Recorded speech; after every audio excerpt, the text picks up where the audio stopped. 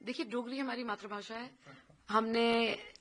ये उचित समझा कि हम अपनी मातृभाषा में ओथ लेंगे। इसमें पॉलिटिकल स्टेटमेंट से पहले एक निजी व्यक्तित्व तौर पर जो राणा साहब ने स्वयं पिछले साल किया था, हमने वो करने की कोशिश की है। आज हमने जो पगड़ी भी डाली है, हमने कोशिश की है कि जैसे राणा साहब की थी उसी तरीके की रहे। तो ये एक सियासी स्टेटमेंट होने से पहले एक हमारा पर्सनल ट्रिब्यूट है स्वर्गीय श्री देवेंद्र राणा साहब को, और हमें उम्मीद है कि जिस तरीके से बढ़ चढ़कर वो अपनी डोगरा आइडेंटिटी में प्राइड लेते थे, उसी तरीके से हम भी लेते हैं। और आपको पता होगा, पिछले साल उन्होंने अपने नामांकन रैली के दौरान जम्मू कश्मीर जम्मू जम्मू का नारा रखा था, जिसका हालांकि मैं उनके लिए नहीं, I can not speak for Rana साहब, बट जितना मुझे समझ है वो ये है कि उन्होंने ये बात आपके सामने भी बड़ी बारी रखी थी कि जम्मू कश्मीर की जब बात है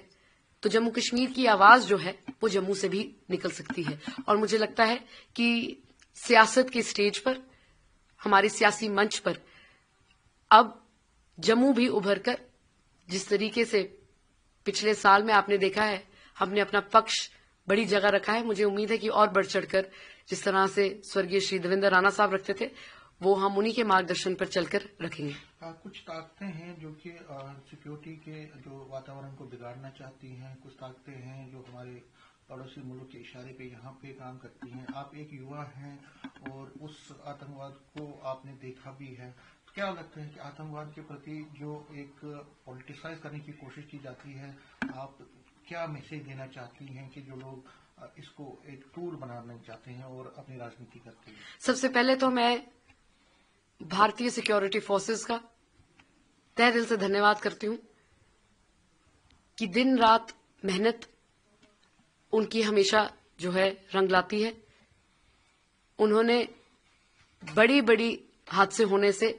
काफी बारी अवर्ट किया है, और उनका हौसला अफजाई करना हमारा भारतीय नागरिक होने का फर्ज बनता है। मैं खास तौर पर युवाओं से ये साझा करना चाहूंगी कि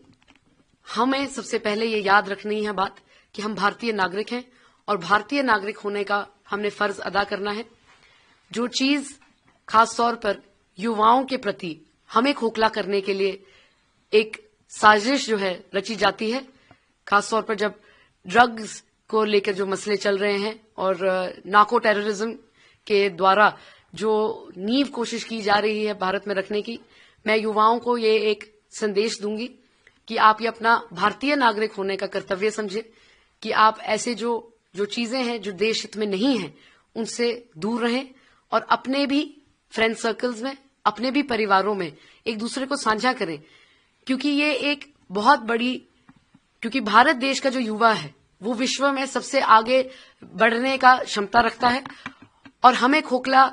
ये तब करने की कोशिश करते हैं जब हमारे युवाओं को खोखला करने की कोशिश होती है। हमने मिलजुल कर, जिस तरीके से भारत देश के युवाओं ने हमेशा विश्व में हमारा जो नाम रोशन किया है, हमने मिलजुल कर एक भारतीय नागरिक होने का फर्ज अदा करना है, और अपने जो खासतौर पर सिक्योरिटी फोर्सेज हैं उनकी और भी मजबूत करना है, उनका हौसला बुलंद करना है, और बढ़ चढ़कर जो है भारत की सुरक्षा में अपना योगदान देना है।